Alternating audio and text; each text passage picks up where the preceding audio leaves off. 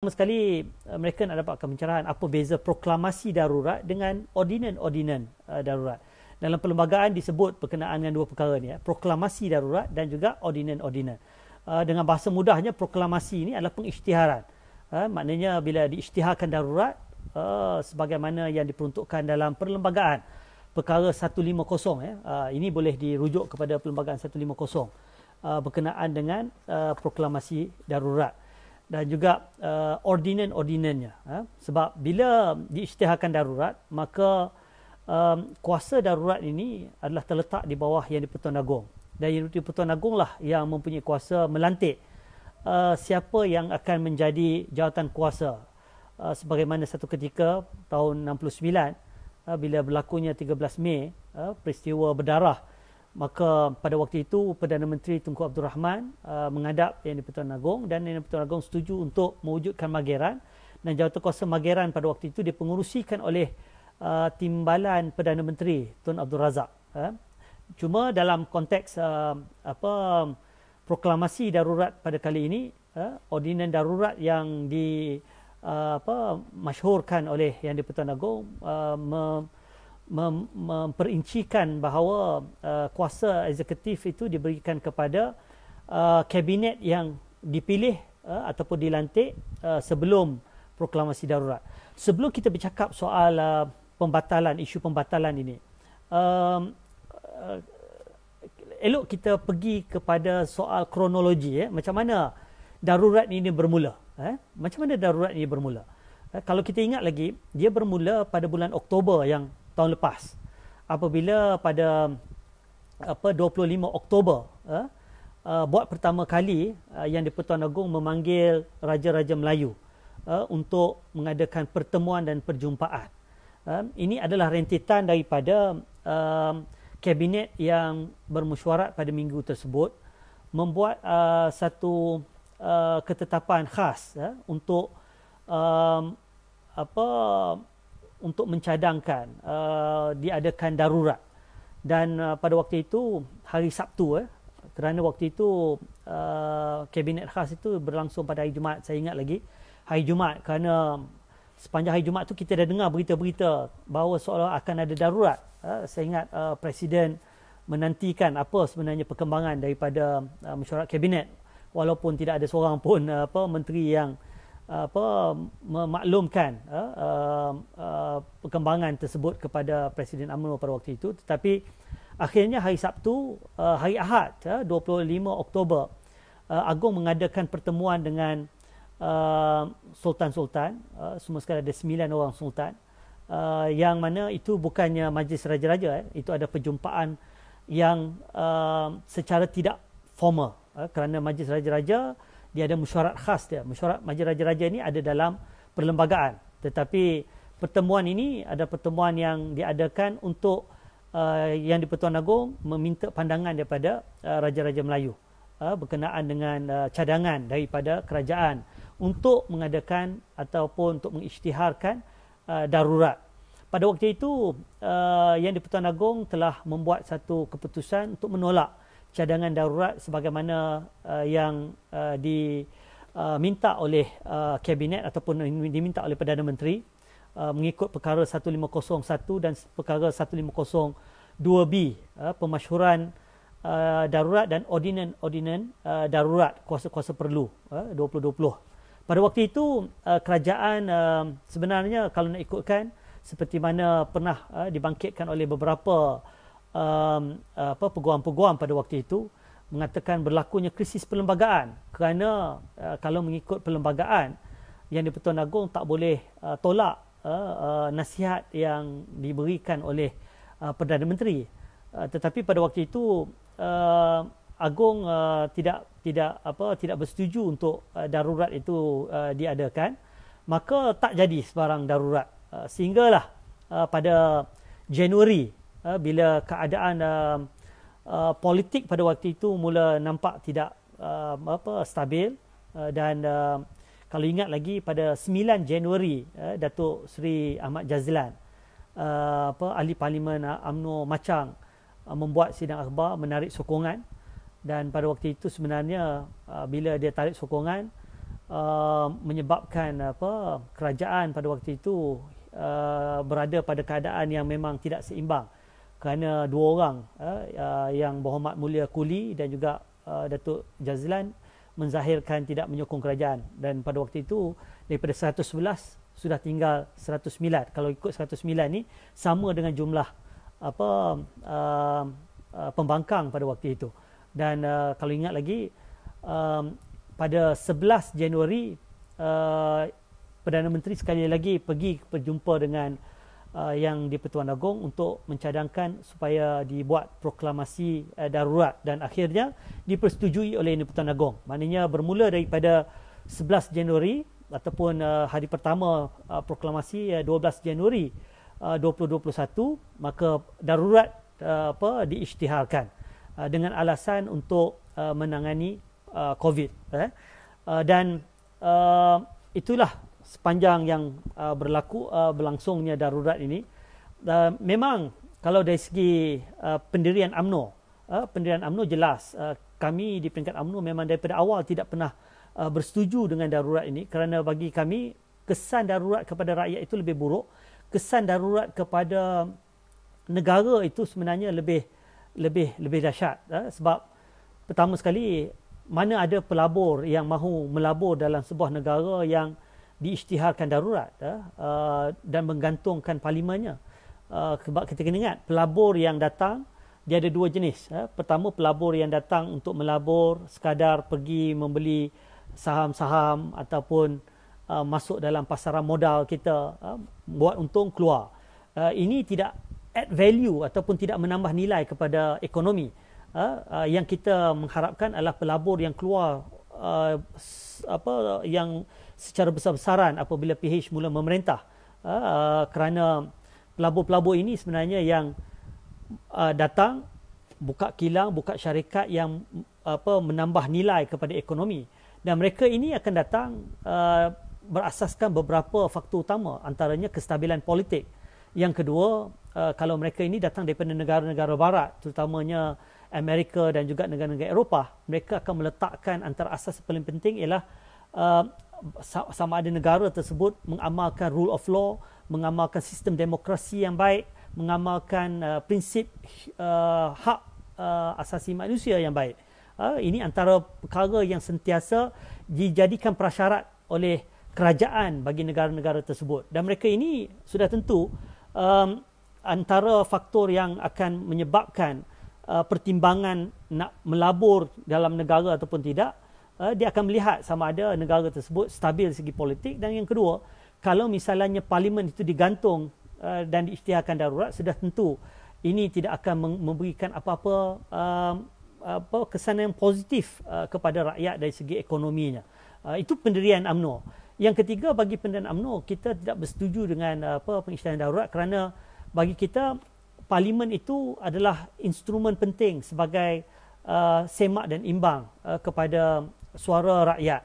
Betul lah apa yang berlaku semalam dan hari ini, ramai yang kata parlimen ni sebagai medan perbalahan dan sebagainya, tetapi dalam satu aspek yang lain, inilah sebagai satu sistem check and balance kepada apa juga accountability yang perlu kita ambil ataupun kita perlu dapatkan daripada sebuah kerajaan. Contohnya perbelanjaan wang-wang rakyat yang diluluskan melalui bajet negara contohnya, ataupun apa juga perbelanjaan yang berkaitan dengan kepentingan negara dan rakyat. Ini perlu ada semak dan imbangnya, check and balance, perlu accountability. Dan seperti mana yang kita tahu, sebenarnya platform rasmi yang sepatutnya dijadikan platform untuk membawa suara rakyat sudah tentu adalah platform parlimen, bukannya media sosial semata-mata. Contohnya tuntutan-tuntutan rakyat berkaitan dengan kebajikan mereka. Yang paling efektif adalah apabila ditanya di parlimen. Kenapa? Ada beza kalau ditanya di parlimen dengan ditanya di media sosial. Di media sosial, kerajaan tidak ada kebertanggungjawaban untuk menjawab. Dan mereka boleh menjawab sama ada dengan fakta yang tepat ataupun sebaliknya. Itu bergantung kepada prerogatif mereka. Mereka tidak ada apa-apa tidak ada sebarang undang-undang ataupun peraturan yang mewajibkan mereka untuk menjawab kepada persoalan rakyat. Tetapi kalau di parlimen, kalau kita tengok dalam sidang parlimen yang biasa, pukul 10 apabila bermula sidang parlimen yang biasa, bukan macam sidang khas ini, 10 sampai pukul 12 itu ada sesi soal jawab. Maknanya ahli-ahli parlimen yang mewakili kawasan masing-masing, mewakili rakyat, mereka diberikan ruang setiap hari selama 2 jam ke 2 jam setengah untuk mereka bertanya apa juga soalan, dan setiap soalan-soalan ini dalam perlembagaan dan dalam peraturan parlimen wajib dijawab dengan tepat. Kalau menteri-menteri ataupun timbalan menteri yang menjawab itu secara tak betul, maka mereka boleh dihadapkan kepada jawatan kuasa parlimen, yang mana mereka boleh sehingga boleh dipecat ataupun digantung dan sebagainya. Maknanya ini perkara yang very serius. Sebab itulah menteri-menteri dan timbalan menteri mereka tak boleh, bila sesi menjawab dia berbeza dengan sesi berbahas.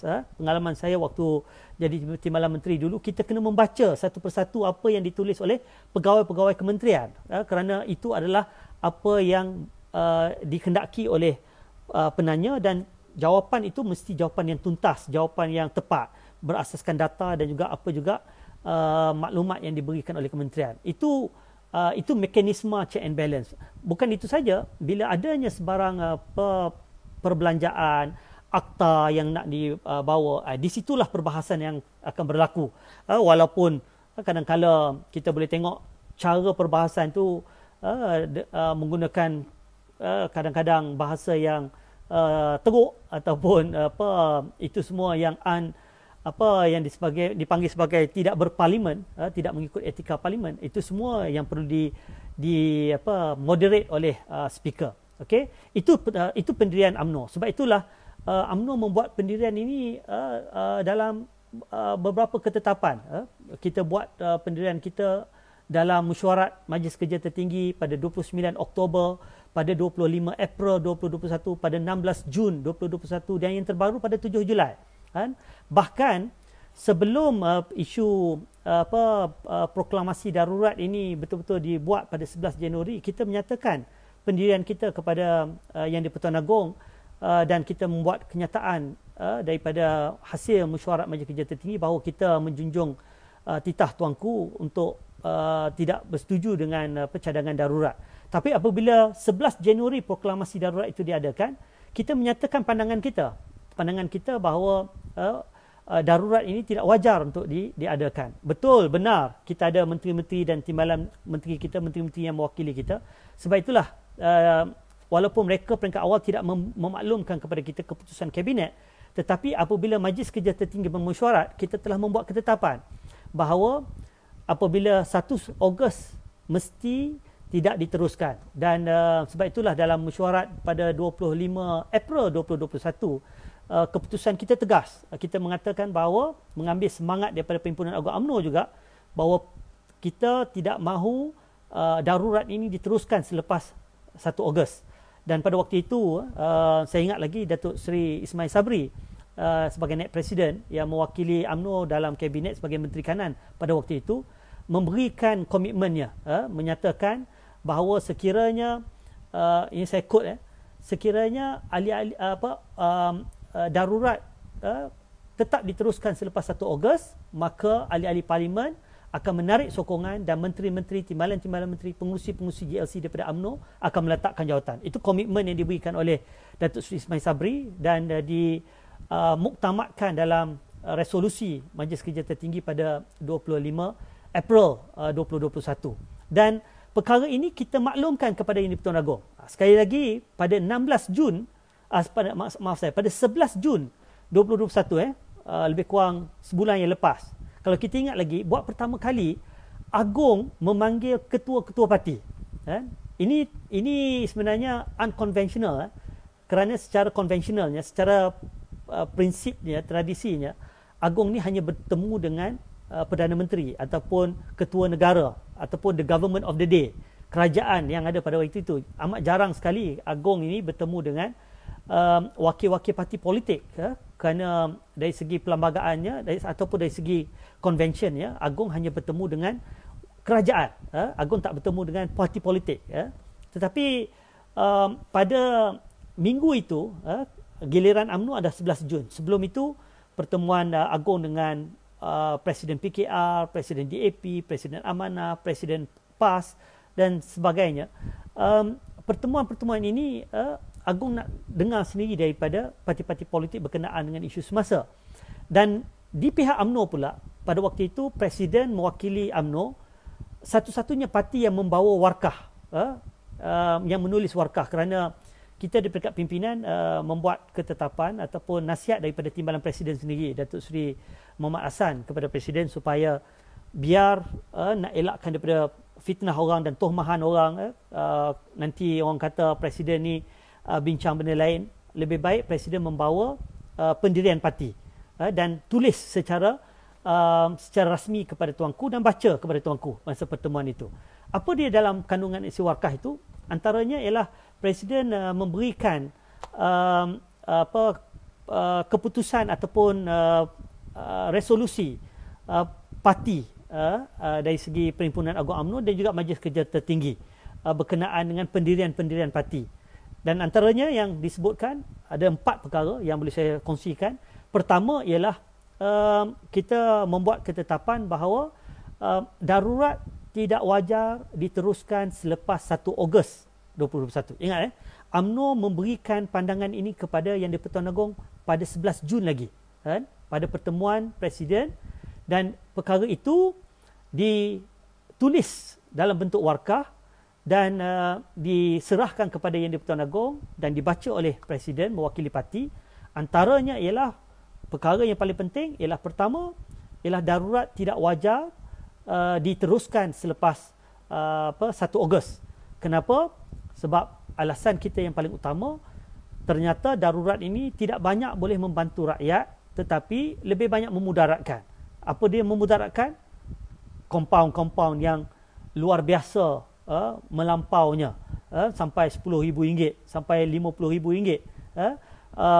Tetapi pada masa yang sama berlakunya double standard. Orang yang pergi semayang masjid kena RM2,000, tetapi orang yang makan durian terlepas begitu saja ataupun nilainya berkurangan daripada itu. Maknanya ini apa yang rakyat lalui. Orang yang buka kedai colek lewat sikit saja setengah jam kena sampai RM10,000. Alhamdulillah akhirnya bila Pergerakan Pemuda UMNO kita tawarkan khidmat guaman percuma kepada ialah mereka ini adalah golongan B40, mereka yang tidak berkemampuan, menjual conlek waktu Ramadan, bila dibenarkan cumanya terlewat ataupun tutup lewat sikit saja, hampir lepas tu kena RM10,000. Tetapi akhirnya alhamdulillah lepas kita buat rayuan seperti mana yang semua maklum, yang saya telah pun kongsikan beritanya, akhirnya KKM setuju untuk hanya mengenakan RM500 saja sebab berlakunya sedikit sebanyak salah faham. Sebenarnya dia tutup dah. Cuma yang makan tu adalah anak-anak dia saja. Dia ialah biasalah lepas habis tu kemas-kemas makan apa yang ada dengan keluarga itu saja, dengan anak-anak dia. Jadi itu yang menyebabkan sedikit salah faham dan kita merayu akhirnya dapat diturun. Tetapi ramai lagi yang kena dan tak dengan jumlah yang begitu besar. Ini satu contoh. Yang kedua seperti mana yang saya sebutkan tadi, dari segi kesan kepada ekonomi juga besar. Pelabur mana yang akan datang melabur kepada sebuah negara yang mana diisytiharkan darurat dan parlimennya digantung. Itu sebabnya kita menyatakan kepada Yang di-Pertuan Agong pendirian parti bahawa selepas 1 Ogos tidak wajar diteruskan. Yang kedua, pendirian kita nyatakan kepada Yang di-Pertuan Agong supaya parlimen ini dibenarkan bersidang. Dibenarkan bersidang kerana apa? Kerana kita melihat bahawa pentingnya ada di sana nilai accountability. Bila kerajaan menggunakan wang rakyat, contohnya kumpulan wang amanah negara yang tak pernah dalam zaman BN kita gunakan. Kerajaan BN tinggalkan kumpulan wang amanah negara dengan 19.5 bilion, 1.57 bilion dalam bentuk tunai. Tetapi melalui darurat ni mereka mengeluarkan 3 bilion. Kita mestilah kita nak tahu mana pergi 3 bilion ni. Betul ke bantu rakyat? Bila rakyat minta bantuan, M40 yang langsung tidak diberikan bantuan. setakat bila kita bising, barulah bagi RM250 contohnya. B40 setakat RM500 tak cukup bantuan ini. Sebab itulah ini antara perkara yang kita minta parlimen itu dibuka supaya ada ruang untuk kita menuntut secara rasmi. Betul, kita boleh menuntut seperti mana yang ramai yang sebut pemuda UMNO rumuskan 10 tuntutan utama. Bolehlah kita ketuk pintu Timbalan Perdana Menteri. Kebetulan dia datang ke pertemuan dia dengan Presiden Parti, dia datang ke rumah Presiden Parti. Saya minta untuk pergi ke rumah Presiden, diminta untuk pergi ke rumah Presiden. Jadi ambil peluang bawa tuntutan ini, pergi jumpa dengan Datuk Seri Tunku Zafrul, membawa cadangan rakyat, rumusan yang diberikan kepada pemuda, kita berikan kepada Datuk Seri Tunku Zafrul 1.5 jam. Kita diberikan ruang, saya ada mengambil peluang untuk menerangkan kepada Datuk Tunku Zafrul satu persatu tuntutan-tuntutan yang dibuat oleh rakyat. Ini bukan saya sebutkan kepada Datuk Seri Tunku Zafrul, Menteri Kewangan. Ini bukan perkara yang dibuat-buat oleh pemuda. Tidak. Ini adalah apa yang diminta, dituntut oleh rakyat. Citra RM10,000 one off. Itu dituntut oleh rakyat. Kerana rakyat dalam keadaan keperitan, kesempitan, kepayahan, terdesak dan tertekan. Komitmen bulanan kena bayar. Kerja dibuang kerja. Pendapatan berkurangan ataupun hampir simpanannya hampir tiada. Terutamanya golongan M40 yang sudah menjadi B40, T20 yang jadi B40. Golongan B40 sendiri pun memerlukan sokongan. Bila kita kata moratorium contohnya, ini perlu kita bawa kepada kepimpinan. Tetapi ia lebih bermakna apabila dibawa secara rasmi di dalam medan rasmi parlimen. Kerana parlimen ini, menteri-menteri dan timbalan menteri tak boleh lari daripada persoalan yang dibangkitkan. Kalau kita bawa, kita mengharapkan suara netizen saja. Mujurlah saya ucap terima kasih kepada semua yang sentiasa memviralkan apa juga tuntutan yang rakyat sama-sama minta. Dan itu menjadi satu benda yang memberi impak. Sebab itulah jangan kita perlekehkan suara rakyat, jangan kita perlekehkan kesan virality ni, kesan tularnya, apa juga status kenyataan-kenyataan yang kita memperjuangkan hak rakyat ini. Jadi ini antara perkara yang mustahak untuk kita ketengahkan. Tetapi ini juga yang kita minta kepada Tuanku Agong supaya parlimen dibuka. Itu antara intipati penting. Maknanya yang lain tu saya tak nak share sangatlah. Dua perkara utama ni iaitu darurat tidak boleh diteruskan. Yang kedua, parlimen harus dibuka dan dibenarkan bersidang. Tapi alhamdulillah apabila ingat 11 Jun Presiden menghadap Yang di-Pertuan Agong bawa pendirian parti berkenaan dengan darurat, berkenaan dengan parlimen, berkenaan dengan beberapa isu lain lah. Tetapi pada masa yang sama Agong menerimanya dan Agong minta kebenaran daripada Presiden untuk diedarkan warkah itu kepada raja-raja yang lain, tuanku raja-raja Melayu yang lain. Kerana pada 16 Jun, 5 hari selepas Presiden bertemu dengan Yang di-Pertuan Agong, Agong mengadakan pertemuan dengan raja-raja Melayu. Sekali lagi ini pertemuan kali kedua. Ingat kali pertama 25 Oktober tahun lepas. Pada waktu itu juga berkaitan dengan darurat. Pada waktu itu raja-raja yang lain berkongsi citra yang sama bahawa darurat tidak wajar untuk diteruskan. Dan kali ini pada 16 Jun selepas Agong mengadakan pertemuan dengan wakil-wakil parti, Baginda mengadakan pertemuan dengan Yang di-Pertuan Agong. Dan kalau ingat lagi 16 Jun itu menarik. Sebab apa? Buat pertama kali dalam sejarah Agong mengeluarkan kenyataan yang mana dikeluarkan oleh Istana Negara. Selang beberapa minit penyimpan mohor besar raja-raja mengeluarkan kenyataan yang hampir serupa mewakili raja-raja Melayu. Dua kenyataan ini kalau kita tengok intipatinya sama. Apa dia? Maknanya apa yang UMNO cadangkan itu diangkat dan diterima, bahkan diperjuangkan oleh dan dititahkan oleh Yang di-Pertuan Agong. Apa Yang di-Pertuan Agong kata? Parlimen hendaklah sidang parlimen mesti diadakan secepat mungkin. Itu istilah yang digunakan oleh Agong. Istilah yang digunakan oleh raja-raja Melayu dalam kenyataan yang lain, sidang parlimen mesti diadakan dengan segera. Dua-dua ni. Satu dia gunakan perkataan secepat mungkin, satu lagi disebut perkataan segera. Dan yang menariknya, apa yang titah yang dipertanggung? Titah yang dipertanggung disebut parlimen mestilah diadakan secepat mungkin bagi membolehkan ordinan-ordinan darurat dan pelan pemulihan negara dibahaskan. Maknanya tuanku specifically mention parlimen kena buka bagi membolehkan ordinan-ordinan darurat dan pelan pemulihan negara PPN dibahaskan. Maknanya Agong sendiri yang minta dibahaskan.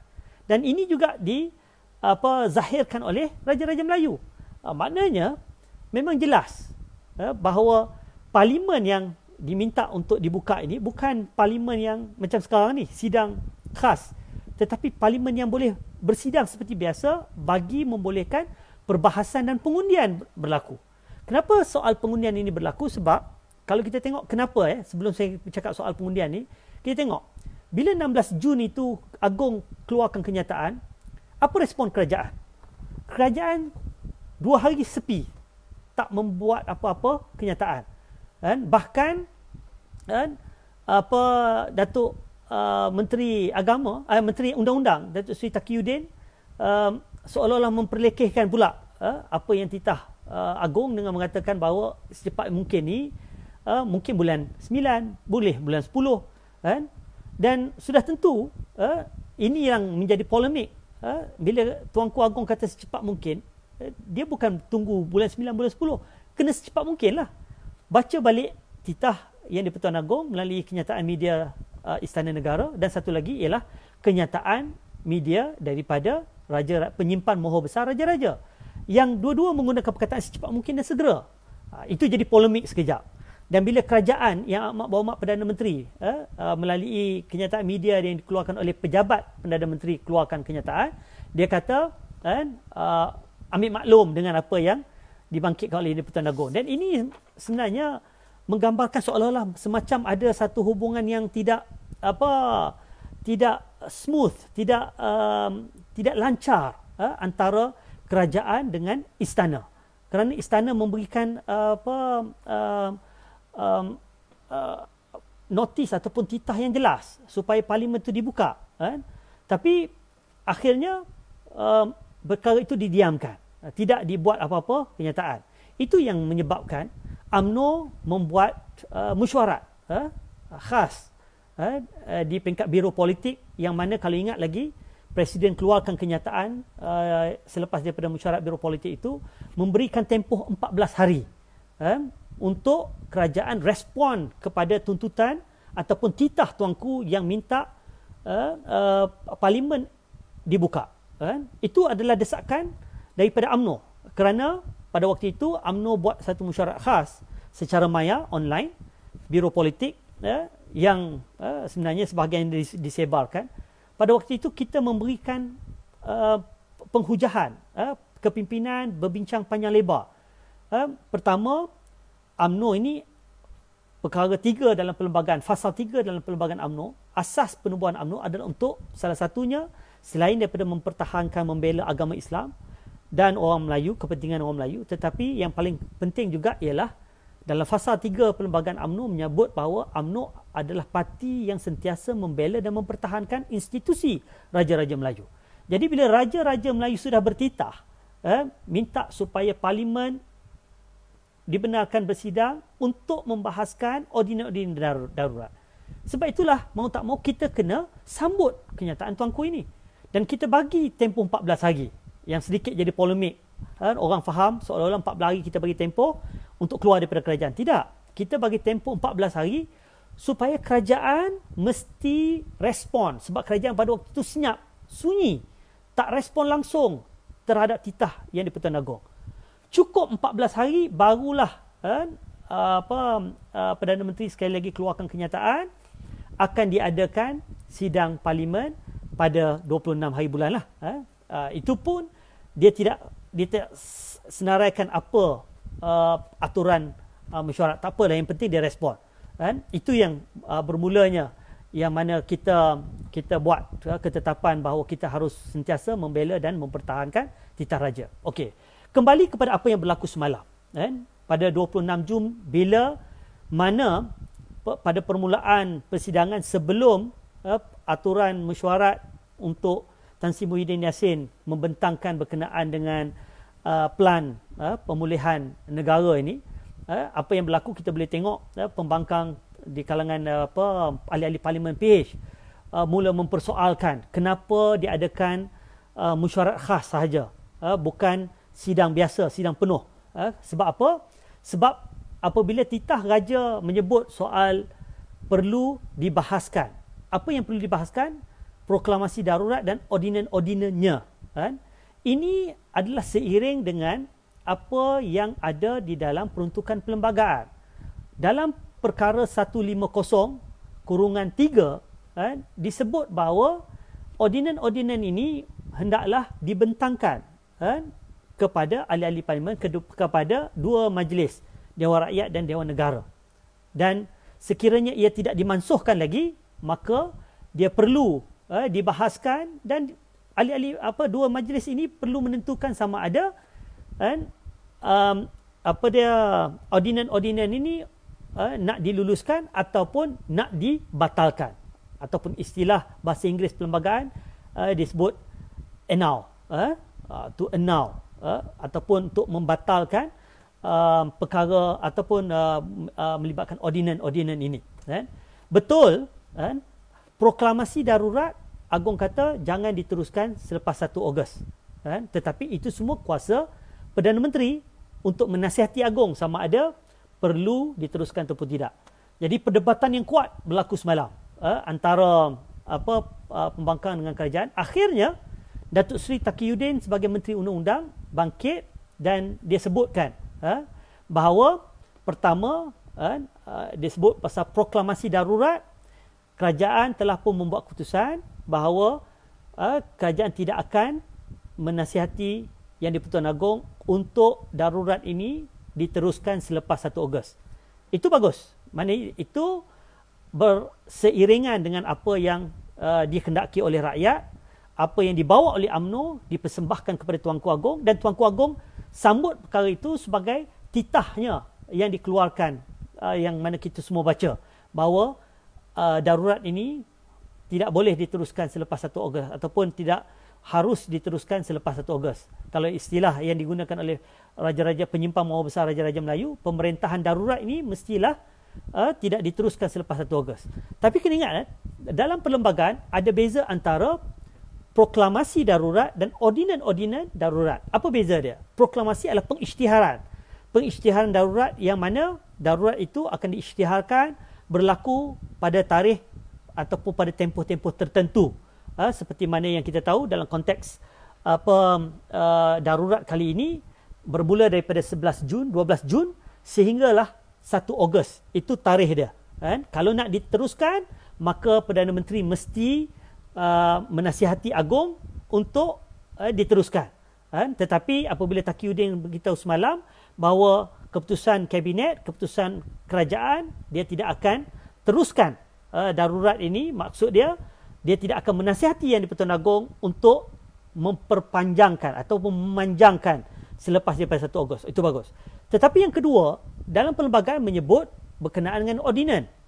Apa dia ordinan-ordinan ini? Ordinan-ordinan ini adalah undang-undang yang diwujudkan dalam tempoh darurat ini. Maknanya dalam tempoh proklamasi darurat ini ada undang-undang yang disebut sebagai ordinan-ordinan. Dan undang-undang ini sebenarnya adalah, dia boleh jadi undang-undang tambahan kepada akta yang sedia ada, bergantung kepada macam mana ordinan itu ditulis.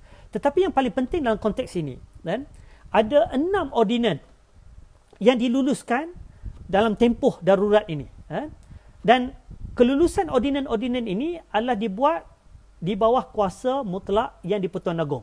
Kerana waktu tempoh darurat yang mempunyai kuasa yang paling tinggi adalah Yang di-Pertuan Agong.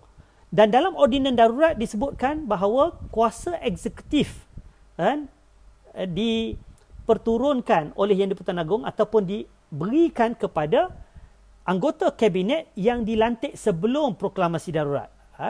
Ada faham maksud dia, kalau dalam konteks darurat biasanya akan ada satu jawatan kuasa, seperti mana dulu ada jawatan kuasa mageran, majlis yang mana pengurusi dan jawatan kuasa itu dilantik khusus oleh Yang di-Pertuan Agong untuk take over the government for a certain period of time. Tetapi dalam konteks darurat kali ini, Yang di-Pertuan Agong memasyhurkan ordinan darurat yang di dalamnya menyebut bahawa kuasa eksekutif ini diberikan kepada kepimpinan ataupun anggota kabinet, menteri dan timbalan menteri yang dilantik sebelum proklamasi darurat. Maknanya dikekalkan status quo Perdana Menteri, menteri-menteri yang ada, timbalan-timbalan menteri yang ada sebagaimana sebelum proklamasi darurat. Itu disebutkan dalam ordinan. Okey. Yang kedua juga, ada ordinan yang mana ini ada kekeliruan, termasuk salah seorang exco saya pun dia tak faham sangat. Dia kata sebenarnya Akta 342 sudah ada. Apa dia Akta 342? Akta 342 adalah Akta Pencegahan dan Pengawalan Penyakit Berjangkit 1988. Itu adalah akta yang memang sedia ada, yang diluluskan oleh Parlimen sebelum darurat.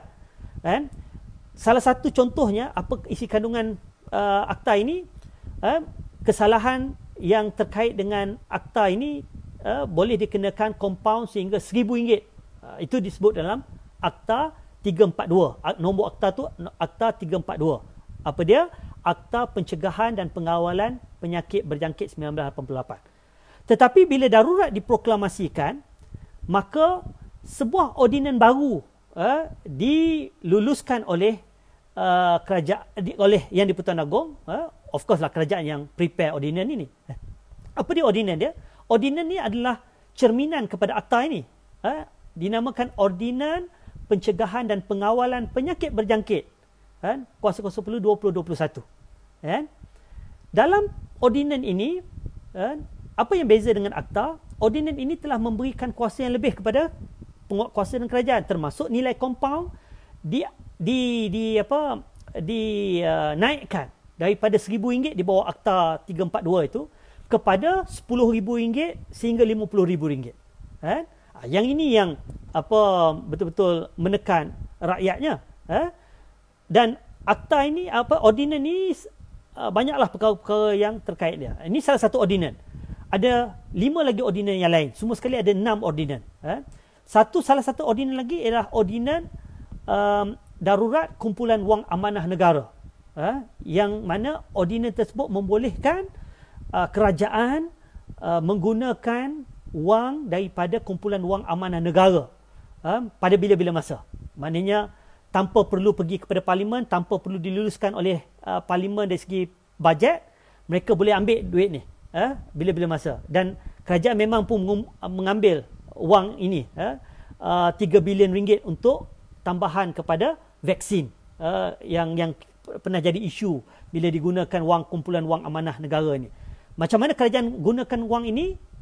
Adalah melalui ordinan darurat kumpulan wang amanah negara 2021 yang sekali lagi ordinan itu juga diluluskan oleh Yang di-Pertuan Agong tanpa perlu melalui Parlimen, kerana Parlimen digantung. Parlimen memang tidak bersidang pada tempoh darurat kerana digantung oleh di bawah ordinan darurat ini. Jadi ini contohnya kesan dari segi apabila pemansuhan itu berlaku. Okey. Isunya ialah dalam konteks yang saya sebutkan tadi, ada 2, proklamasi darurat dan ordinan darurat. Proklamasi darurat, Datuk Seri Taqiyuddin sebut semalam bahawa kerajaan telah pun membuat keputusan tidak akan meneruskan proklamasi darurat ini dan tidak akan menasihati Yang di-Pertuan Agong untuk meneruskan proklamasi darurat. Tetapi kena ingat, 1503 memerlukan Parlimen membahaskan dan menentukan keabsahan ordinan darurat. Yang ini yang dibangkitkan oleh ahli-ahli Parlimen pembangkang semalam. Dan juga Datuk Seri Najib dalam sidang akhbarnya, yang mana ordinan ini memang dalam konteks Perlembagaan Perkara 1503 mesti dibahaskan dan ditentukan keabsahannya oleh Parlimen. Kalau Parlimen tak ada, tak apa. Tetapi bila Parlimen ada, mesti dibahaskan. Kalau tidak bahas, apa jadi? Dia akan bertentangan dengan Perkara 150/3. Dan 150/7 pula mengatakan, kalau dia tidak dibatalkan, ordinan-ordinan itu tidak dibatalkan, maka dia akan tetap efektif dan dia akan tetap beroperasi untuk tempoh 6 bulan lagi. Maknanya daripada 1 Ogos, 6 bulan lagi, ordinan-ordinan ini akan terus beroperasi. Yang ini sudah tentu bertentangan dengan pendirian UMNO.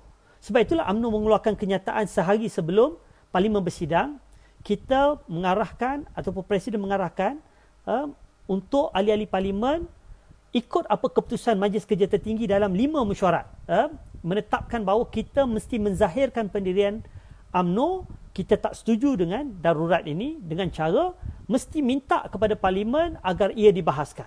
Dan kalau ia dibahaskan, kita kena buat keputusan secara en bloc, semua ahli-ahli Parlimen UMNO kena tolak kerana kita tidak pernah bersetuju berkenaan dengan ordinan darurat. Itu keputusan kita. Tetapi bila bising semalam, ahli-ahli Parlimen sudah mula bising berkenaan dengan ini, akhirnya Datuk Seri Taqiyuddin mengumumkan bahawa ordinan-ordinan ini juga telah pun dibatalkan. Dan dibatalkan sejak 21 Julai yang lalu, iaitu sehari selepas Hari Raya Haji. Maknanya Hari Raya yang kedua, dikatakan ada mesyuarat kabinet, dan mesyuarat kabinet tersebut telah pun memutuskan untuk membatalkan ordinan-ordinan darurat ini. Persoalannya, yang ini persoalan yang paling penting. Ordinan-ordinan ini, kalaupun tidak diputuskan dalam Parlimen, memang pun sebenarnya kenapa dia nak batalkan sebelum Parlimen, sebab dia tak nak undi. Sebab kalau undi saja, kemungkinan kerajaan akan kalah. Dan kalah kerajaan, itu akan memberikan isyarat bahawa kerajaan ini betul lah kerajaan minoriti, kerajaan tidak ada majoriti, dan Perdana Menteri kena letak jawatan. Tetapi sebenarnya apabila katakan bahawa sudah dibatalkan, persoalan yang dibangkitkan oleh pemimpin-pemimpin UMNO daripada semalam, bahkan dalam Parlimen pun sepanjang pagi tadi dibangkitkan oleh ahli-ahli Parlimen, apakah benar yang di-Pertuan Agong sudah pun memperkenankan? Kerana kalau di luar Parlimen, kuasa untuk membatalkan ordinan-ordinan ini adalah kuasa Agong. Agong yang mempunyai kuasa untuk meluluskan pembatalannya. Bukannya Parlimen dah, bukannya Perdana Menteri. Perdana Menteri boleh memberikan nasihat, tetapi ini adalah kuasa prerogatif Agong. Kuasa prerogatif di bawah tempoh darurat. Kena ingat, darurat masih berjalan. Hari ini baru 27 hari bulan. Tempoh darurat ini sampai 1 Ogos. Dalam tempoh darurat, kuasa yang paling besar adalah kuasa Agong. Itu keistimewaannya bila adanya darurat, kuasa itu adalah kuasa yang di-Pertuan Agong. Jadi yang di-Pertuan Agong mempunyai kuasa untuk memansuhkan, memberikan perkenan untuk membatalkan ordinan-ordinan darurat yang saya sebutkan tadi. Termasuk ordinan darurat berkenaan dengan kompaun yang sehingga RM10,000. Persoalan ini penting untuk dijawab, tetapi gagal dijawab oleh Datuk Seri Taqiyuddin tadi dengan alasan dia akan dijawab hari Isnin depan. Ini persoalan yang dibangkitkan, dan persoalan ini yang dibangkitkan oleh Datuk Seri Najib. Apakah benar Agong sudah memberikan perkenan? Dan ini juga dibangkitkan oleh ahli-ahli Parlimen.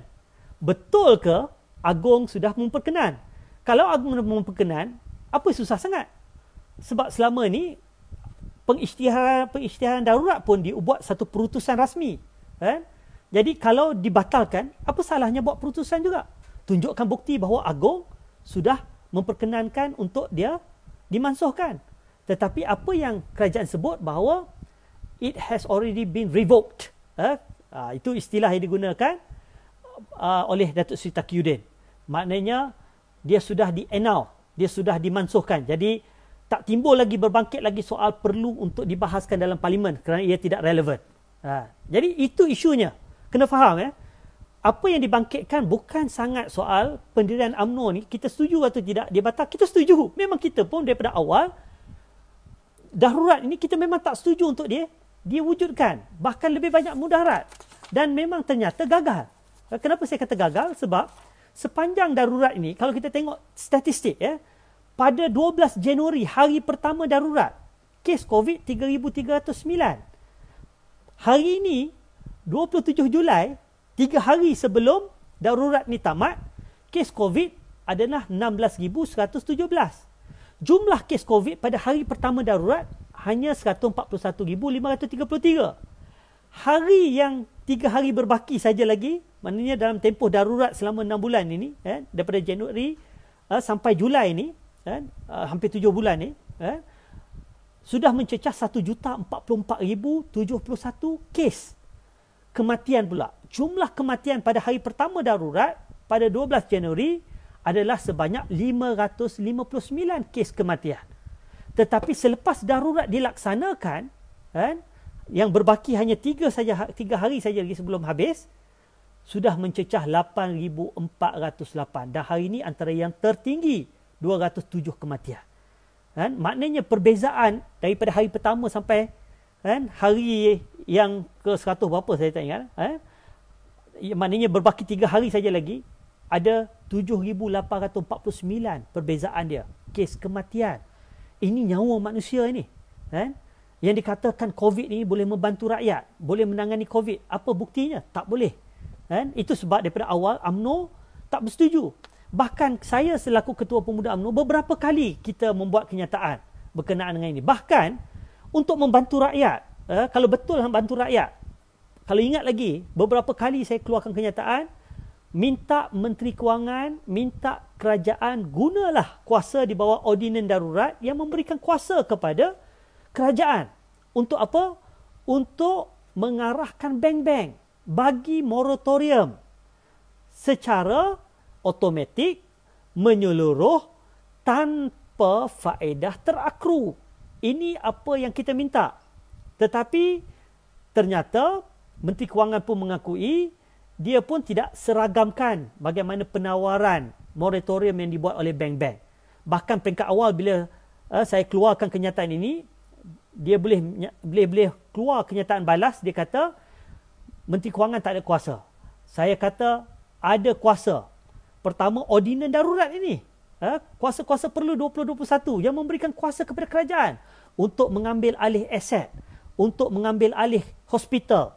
Swasta boleh jadikan hospital kerajaan. Boleh kita isi pesakit-pesakit awam tanpa perlu pampasan pun kalau kerajaan buat keputusan tak nak bayar pampasan. Sebab pampasan itu pun atas budi bicara kerajaan. Itu di bawah ordinan darurat. Dan di bawah ordinan darurat ini jugalah saya menyatakan kepada Menteri Kewangan, gunakan kuasa yang nak kata kononnya ordinan darurat ini dibuat untuk membantu rakyat menangani COVID, maka berilah maksud dia, arahkanlah bank untuk menawarkan moratorium tanpa faedah terakru. Tapi ini tidak dilakukan. Dia kata dia tak ada kuasa. Saya kata ada kuasa melalui ordinan darurat, ada kuasa melalui Akta Bank Negara 2009, ada kuasa melalui Akta Perkhidmatan Kewangan 2013. Ini 3 akta. 1 ordinan, 2 akta. Akhirnya dia mengatakan memang ada kuasa tetapi kena bayar pampasan. Akhirnya bila saya berjumpa dengan dia sendiri, dia pun mengakui bahawa dia tak buat penyeragaman dari segi penawaran. Sebab itu saya kata kepada Datuk Seri Tunku Zafrul, sebabkan tidak ada penyeragaman lah, rakyat merana. Rakyat nak moratorium tetapi terpaksa fikir 20 kali. Bukan 10 kali dah, bukan 3-4 kali, 20 kali. Nak ambil atau tidak? Iyalah. Bank seperti Maybank, cekik darah. Siapa yang ambil moratorium 3 bulan, kena bayar untuk tempoh 12 bulan. Siapa ambil moratorium 6 bulan, kena bayar untuk tempoh 24 bulan. Ini ridiculous. Saya kata, this is absurd. Macam mana nak bantu rakyat dalam konteks ini? Itu dari segi Maybank. Contoh Maybank. Ada bank-bank lain yang memang kami terima ratusan maklum balas daripada rakyat yang siap print, screen lagi. Mesej yang dapat daripada bank-bank, berapa kena bayar balik. Sebab apa? Adanya faedah terakru. Sebab apa? Sebab tidak adanya penyeragaman dari segi penawaran. Sebab apa? Sebab tidak adanya intervention daripada kerajaan. Sebab apa? Sebab kerajaan tak menggunakan kuasa yang diperuntukkan dalam ordinan darurat. Jadi kalau tak menggunakan kuasa yang ada, tak membantu rakyat, apa gunanya ordinan darurat? Adakah ordinan darurat ni hanya sekadar untuk mengenakan compound? Itu pun double standard. Golongan kayangan boleh bebas begitu saja. Rakyat marhain, orang bawah, boleh dikenakan. Sebab itu saya ulang balik tadi.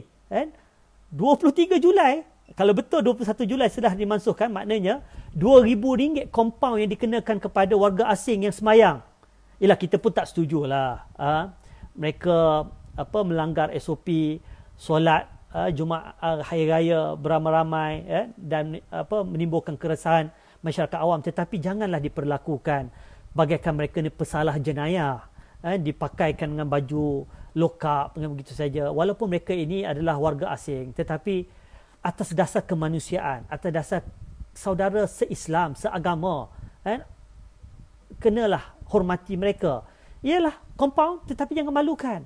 Jangan layani mereka bagaikan penjenayah yang melakukan satu jenayah yang besar. Ya, kita setuju bahawa perlu di compound, tetapi perlu juga compound timbalan speaker yang pergi secara terang-terangan buat pesta durian, kan?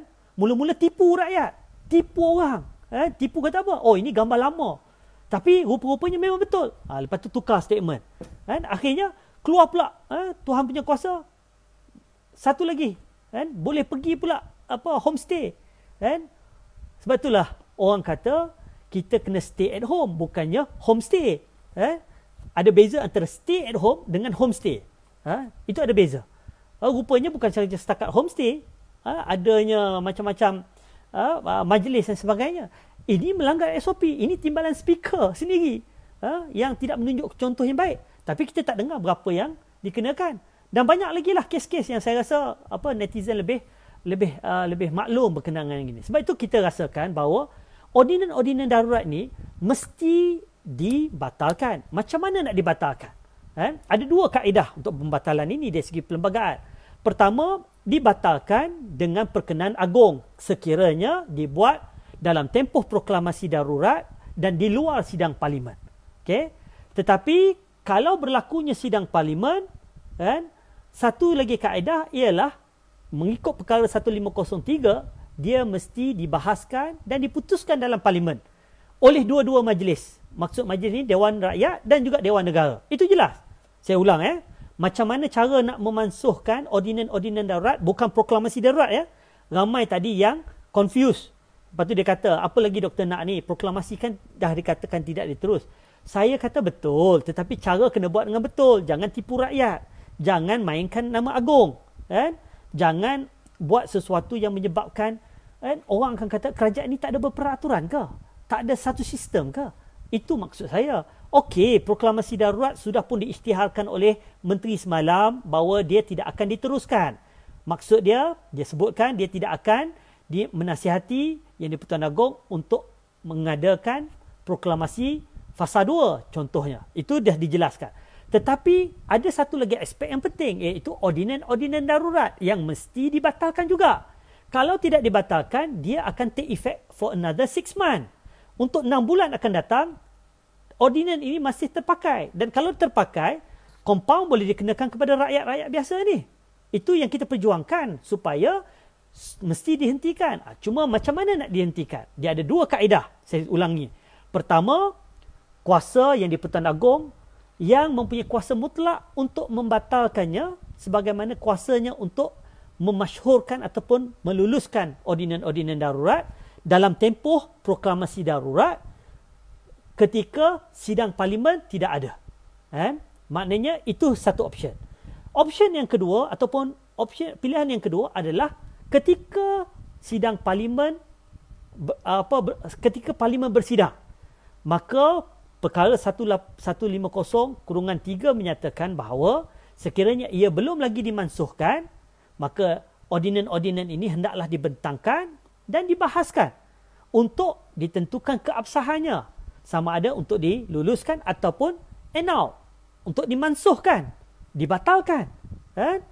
Jadi ini adalah peruntukan perlembagaan, bukan main-main ini.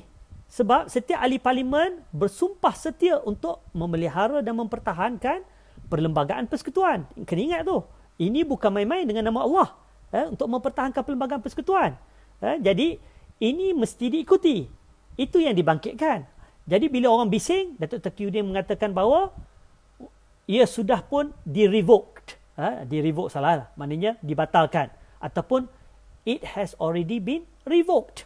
It was revoked on the 21st Julai. Maknanya 21 Julai lagi sudah pun revoke. Maknanya dalam tempoh revocation ini, isu yang utamanya ialah kenapa tidak diberitahu kepada rakyat, diumumkan, diisytiharkan. Macam mana kes compound 2,000 kepada warga asing, macam mana kes compound kepada 2,000 orang yang saya dimaklumkan ada 2,000 kes, 2,000 compound pun telah pun dikeluarkan selepas daripada 21 Julai sampai sekarang. Apa status 2,000 ni? Siapa yang kena compound ni, ini hak anda semua. Kan? Anda sepatutnya tak boleh bayar, tak payah bayar lah. Kan? Yang kena 2,000, 3,000, 4,000, 10,000 tak payah bayar. Tetapi sama ada Akta 342 yang had dia RM1,000 itu terpakai ataupun tidak, itu saya tak tahu sebab saya bukan peguam. Itu pun perlu ditentukan keabsahannya. Tetapi kesannya besar.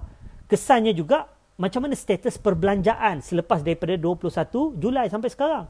Sudah tentu ada perbelanjaan yang telah pun diluluskan di bawah ordinan yang perlu disemak balik sama ada ia masih lagi sah dari segi perundangan ataupun tidak, kerana ordinan ini sudah dibatalkan.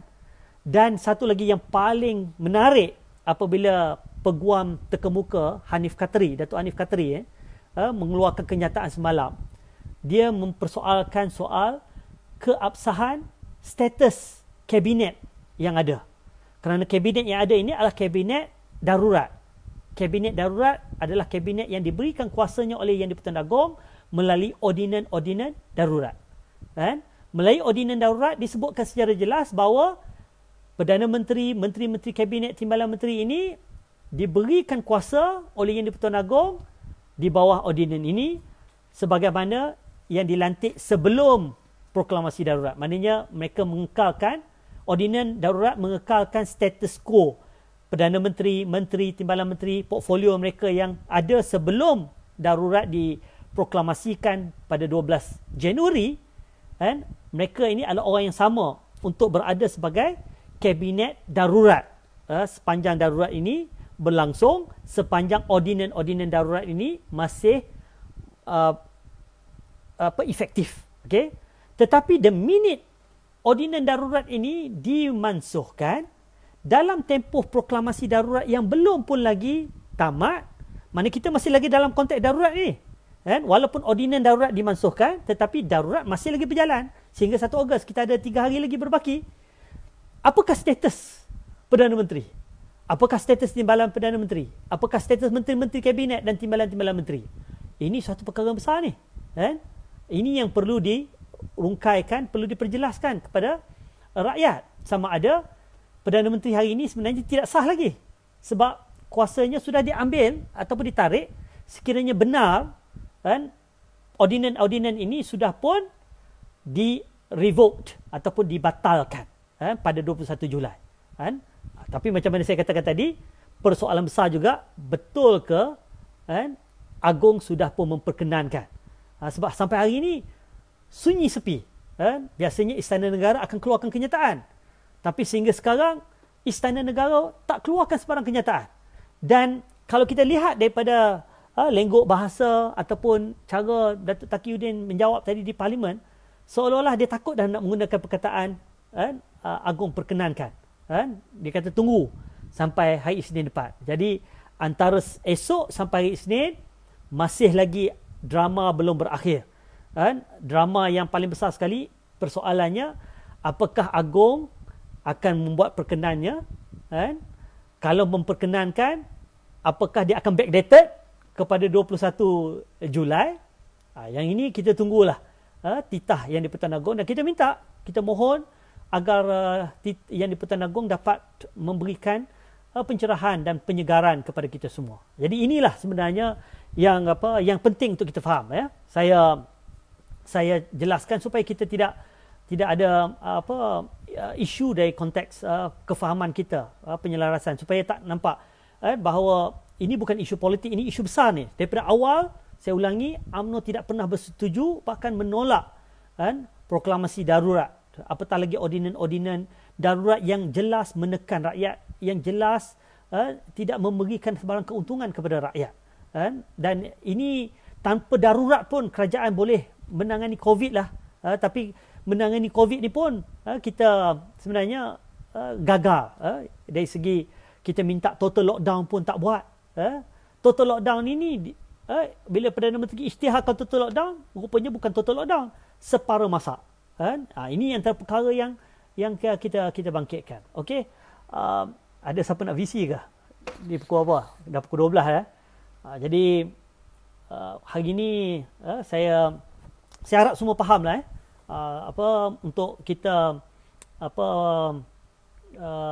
berbincang berkenaan ini. Saya ucap terima kasih kepada semua yang bersama-sama dengan saya. Mungkin malam ini saya tidak ada ruang untuk kita bervisi lah. Mudah-mudahan insya-Allah malam-malam berikutnya kita bertemu lagi. Sekurang-kurangnya apa yang saya kongsikan ini ada manfaatnya supaya kita faham Pertama, apa beza proklamasi darurat dan ordinan-ordinan darurat.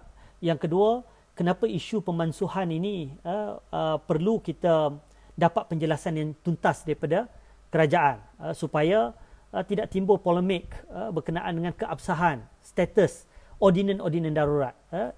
Sebab ordinan-ordinan darurat ni mesti dibahas dan ditentukan keabsahannya di dalam parlimen.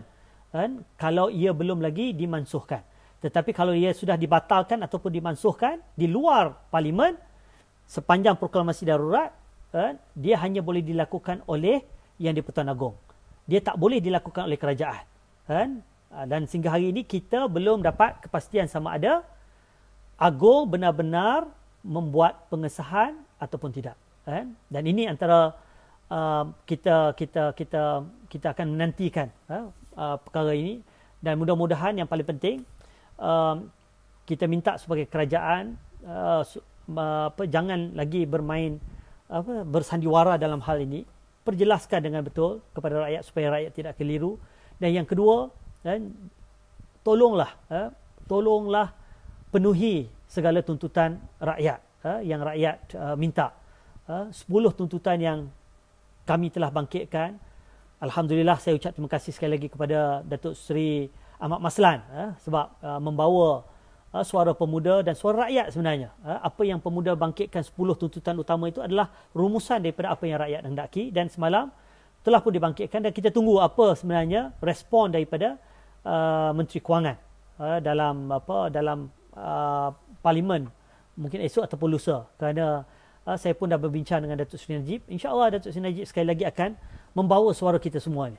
Soal moratorium, soal iCitra, soal tambah nilai kepada bantuan COVID, bantuan khas COVID ini, bantuan BPR, BPN ini, LPPSA untuk kaki tangan awam yang kita perjuangkan supaya kerajaan ini benar-benar merasai keperitan dan kesusahan rakyat yang ada pada hari ini, terutama di kalangan orang bawah ini. Terima kasih banyak. Jadi itu saja. Terima kasih kepada semua. Wassalamualaikum warahmatullahi wabarakatuh.